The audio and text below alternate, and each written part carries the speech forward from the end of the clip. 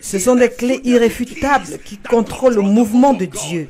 Les clés qui contrôlent le réveil, c'est la prière et le jeûne. Cela ne va jamais changer. Cela n'a jamais changé. Priez le matin, priez dans l'après-midi, priez le soir. Priez partout en Afrique. Que chaque maison devienne une maison de prière. Priez avec vos enfants. Priez avec votre époux. Priez avec votre femme. Priez avec vos employés. Que les entreprises prient. Que les sociétés prient. Que les industries prient. Que les membres du Parlement prient.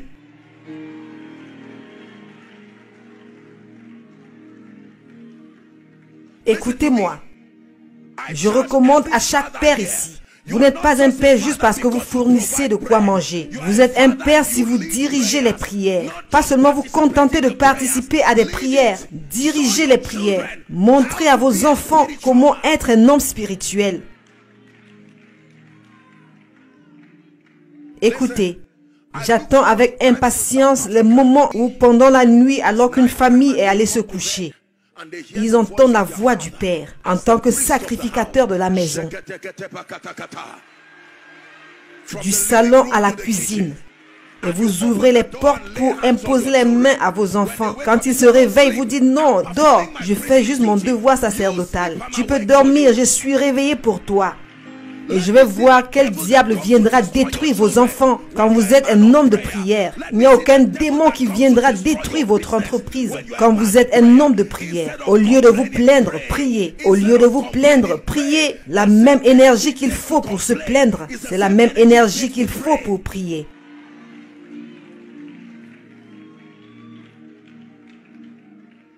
Puis-je vous dire ceci, une attaque sur votre vie de prière est une véritable attaque. Je vais le répéter pour vous. Une attaque sur votre vie de prière est une véritable attaque. Ne donnez pas des excuses disant « je suis occupé » quand vous serez malade et abattu. Tout ce que vous allez essayer de faire, vous ne pourrez plus le faire. Ne laissez pas le diable détruire votre territoire. Faites-le savoir qu'il y a des sacrificateurs en Afrique. Fortifiez les frontières spirituelles de votre territoire. Soyez les gardiens qui se tiennent à la porte. Levez-vous. Il dit, j'ai envoyé des gardiens.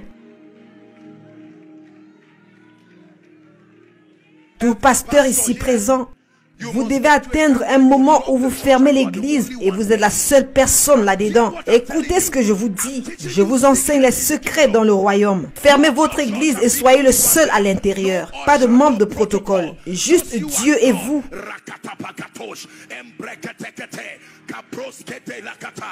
Seigneur, pour ta gloire. Seigneur, pour tes objectifs. Puis-je vous dire ceci? Si vous donnez à vos enfants de bons diplômes et vous ne leur donnez pas Dieu et vous ne transférez pas le sacerdoce, vous n'avez pas complété votre investissement en eux. Ne vous contentez pas de leur donner une éducation, donnez-leur la spiritualité. Ne leur donnez pas seulement une éducation, donnez-leur la spiritualité. Le ministère sacerdotal de la prière.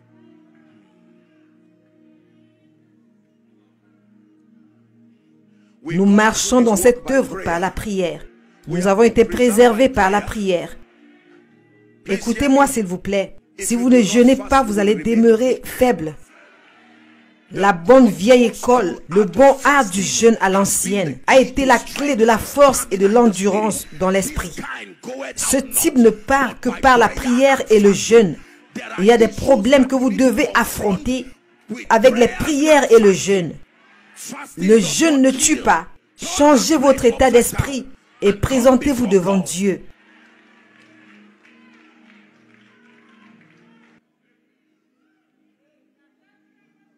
Préservez le mouvement de Dieu.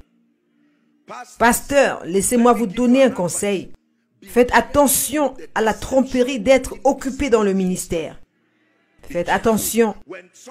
Parfois, quand le diable veut vous détruire, il va permettre que vous receviez beaucoup d'invitations. Il y a une aptitude qu'il faut développer à honorer tant d'invitations et rester toujours en feu. Je suis occupé et je suis occupé à détruire beaucoup de personnes. Vous devez apprendre à vous réveiller la nuit. Utilisez votre nuit. Pendant que les gens sont endormis et qu'il n'y a pas de distraction, vous vous réveillez. Vous entendez un rapport dans votre lieu de travail qui n'est pas agréable. Prenez votre CV et déposez-le au sol et mettez-vous à prier. Quelqu'un vous dit au service, tant que je suis vivant, tu ne pourras jamais monter. Ne le combattez pas. Retournez dans votre salle de contrôle.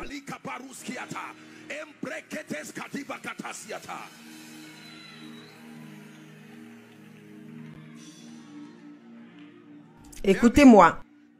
Jacques 5, 15. Dépêchons-nous, nous sommes venus à l'église ce matin. Jacques chapitre 5, verset 15.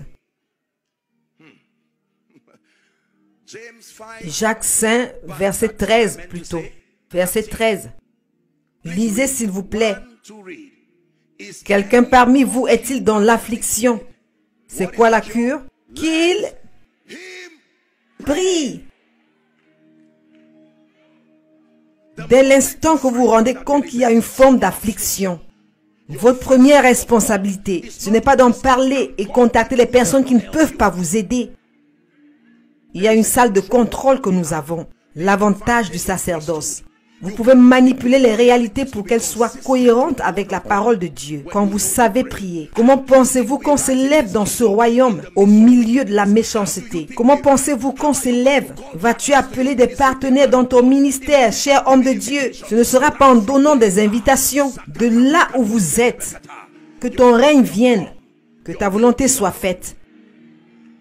Et à l'instant même, je prie, ceux qui ont été appelés au ministère de l'intercession prophétique, j'étends mes mains vers vous. Que cette grâce vienne sur vous maintenant. Que cette grâce vienne sur vous. Des Déborah, levez-vous. Des Élie, levez-vous. Hommes et femmes de puissance. Certains d'entre vous de cette conférence, vous allez commencer des groupes de prière, des chaînes de prière, à travers les territoires. Au nom de Jésus-Christ. Écoutez-moi. Vous êtes un ministère ici. S'il vous plaît, asseyez-vous. Vous avez un ministère. Laissez-moi vous donner un conseil. Il y a 2 départements que vous devez superviser vous-même. Numéro 1, c'est votre équipe d'adoration. Votre équipe d'adoration. Vous devez garder un œil sur eux, vous-même. Parce que quand le ministère du psalmiste meurt dans votre ministère, vous êtes en difficulté. Numéro 2, le département de prière. Tout homme de Dieu doit être membre de son département de prière. Que vous ayez le temps d'y participer physiquement ou pas, vous devez être connecté par l'esprit. Priez pour moi fera de vous un homme faible.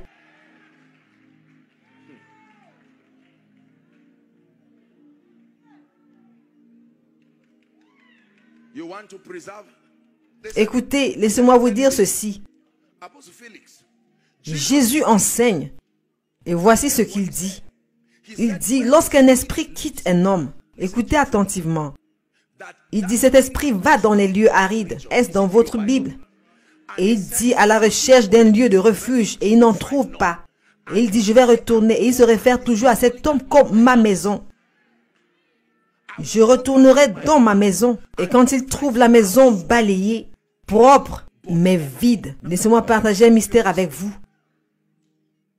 Le démon n'a pas quitté cet homme par défaut. Il avait été chassé par une agence de la puissance de Dieu. Mais il va dans les lieux arides, là où il n'y a pas de guerrier de prière et personne pour le chasser. Et pourtant, il y est inconfortable.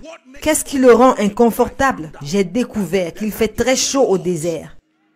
La chaleur dans ce désert peut rendre ce démon inconfortable. Et même sans qu'un homme ne le chasse, il va quitter le désert et choisir de revenir à toi. Cela veut dire que si ton corps peut devenir comme ce désert-là, si ce feu qui brûle au-dedans de vous, si ce feu qui est dans ce temple-là peut brûler comme le désert, tout esprit, toute malédiction, tout charme, tout joug, tout sort, te laissera tranquille. Asseyez-vous s'il vous plaît. Jésus a dit, ma maison sera appelée la maison de prière. Cette maison n'est pas juste un édifice. Vous êtes ce temple-là. Cette maison, si vous n'êtes pas une maison de prière, vous allez devenir une fosse de voleurs. Alors Satan viendra dans cette maison-là que vous êtes. Puisque vous n'êtes pas une maison de prière, il volera votre joie, il volera votre foi, il volera tout ce qu'il peut voler.